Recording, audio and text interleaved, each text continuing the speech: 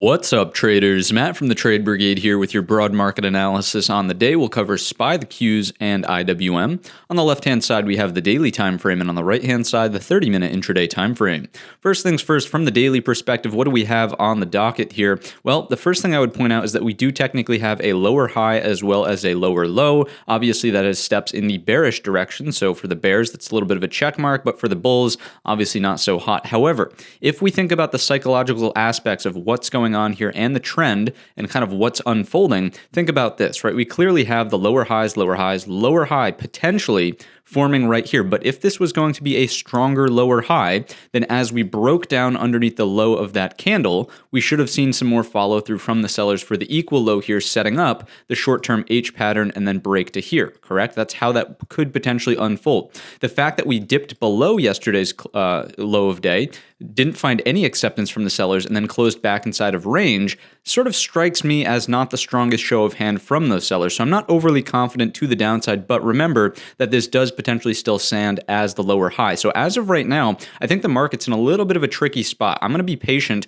and really wait for either 429 to break to the upside. In that case, I do imagine that shorts late to the party down here, or anyone who got short on this opening run on the morning of today's session, definitely starts closing out, right? That's the obvious stop loss right here. As we break that, the rotation would be to the top end of the prior balance right here, around 437, right? So that's what I'm thinking about in the S&P 500 to the upside. Obviously, if that doesn't pan out and we get something that looks like this, sure, that's a double top on the short-term 30-minute time frame. Your neckline is technically down here, 421 if that breaks, obviously 417.50, but more likely that we get that follow through into 410.65. So think in terms of scenarios. If 429 breaks, look for the rotation higher. If it rejects, look for the short underneath the neckline of the potential. Double bottom here for the rotation into 417.50, lows around there, and then follow through to 410.65. Those are the two scenarios to watch out for in your S&P 500. And again, based on how we've closed today, the sellers don't really look all that strong, right? Again, if it was going to be a breakdown of yesterday's low with acceptance from the sellers, this should not have happened. We should have not gotten that higher low into the afternoon session, broken and accepted back into yesterday's range. If the sellers were strong, they would have rejected it here once again. Resist, reject. I always get those two words confused. Not confused, but I say them at the same time, right? Rejection. Anyways, sorry for the rambling. That should have formed a lower high on the day, correct? If it was going to be stronger selling, should have taken out the low of day and rotated here. Did not happen on today's session. So again, that's my sort of thesis on why the sellers aren't technically that strong here. So let's continue along though and take a look at the QQQ for the NASDAQ 100-hour tech ETF. Let's see what's going on in this one. Same sort of idea, right? If we just take a look at the 30-minute time frame, again, here is your level. Holding it to a T this morning, right? You can see that hammer low as we break it. Retest, start to roll over, but again, there's your higher low into the afternoon, break and accept within the Wednesday range. So again, the sellers don't really appear as though they have the upper hand based on today's session and breaking that critical pivot. I mean, again, it held to the T on this morning's 30-minute bar. It breaks, retests, and starts to roll over, and the fact that it didn't go lower after that is indicative, of the fact that sellers do not have the upper hand, or at least it does not appear so based on the charts that we're looking at. From the daily perspective, you could just sum it up in one simple word, or two words, I suppose, hammer candle, right? We have a hammer candle on the daily. This could potentially be some sort of higher low, but please don't forget the fact that this still also could potentially be the lower high, right? So to me, it's kind of in patience zone until we either take out this level here at the 335 quarter to then back test the bottom end of the range. That would be a bullish trade into tomorrow's session. So let's say it's a drive higher off the open, some sort of flag into the afternoon, break into the end of the day, right? That's a possibility. And remember also you have the dynamic of shorts with poor trade location down here, probably stopping out if we take out that Wednesday high, noting that, again, anyone who got involved this morning, they can see that, right? They can see that that's an obvious place to place a stop loss. And if we take it out, I imagine a little bit of a short squeeze. Again, I say short squeeze, just meaning that there will be some added buying pressure, not necessarily a move to the moon. So that's the QQQ upside. Obviously, downside would be a breakdown of today's low.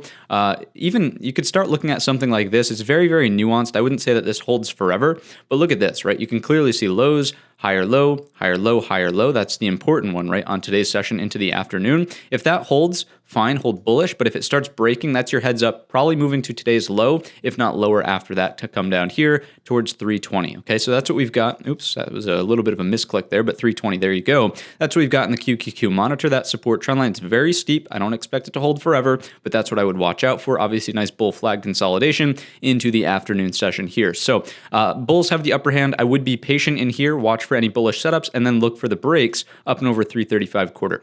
Next and lastly, we have IWM for Russell 2000 and our small caps IWM, not a Q. And we'll zoom in on this chart, see what we've got here. We know that there has been some relative strength in IWM and small caps over the past couple of days, right? This one never broke down. It never made it anywhere close to here. Remember, on the Tuesday session, it did not take out the prior day's low. Everything about this is slightly more bullish, right? We're getting price acceptance still above this level right here. That's 197.15. The same exact sort of theory applies as well. We dip a toe down underneath yesterday's low. We sort of backtest and reject there into the afternoon. It forms a higher low, and we're off to the races into the end of the day. This, to me, 2-day consolidation range, essentially. You can see we've chopped around here for some time. If it resolves it to the upside, so a break of 192.50, look for rotation just here. Don't push your luck, 201. And then after that, that's where the doors open up to the top of the range, 204, really from the daily, right? You see that right here. That's your upside trade. So there's potential for a little bit of a scalp here. If we get bullish consolidation, break above, there's your scalp, 201, stronger break, 204, right? Those are upside levels. Obviously, if it wants to roll over off the top and we're truly going to be stuck in a new, smaller ping pong range,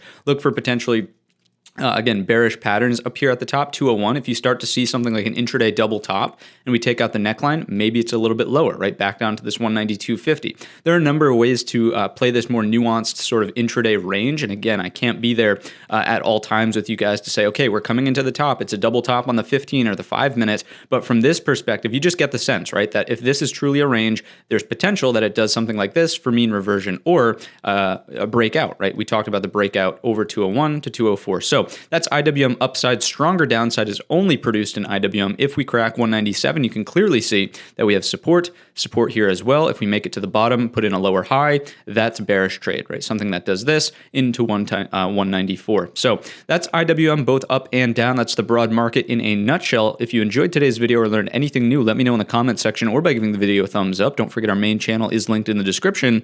And all of that being said, I wish you a green trading week.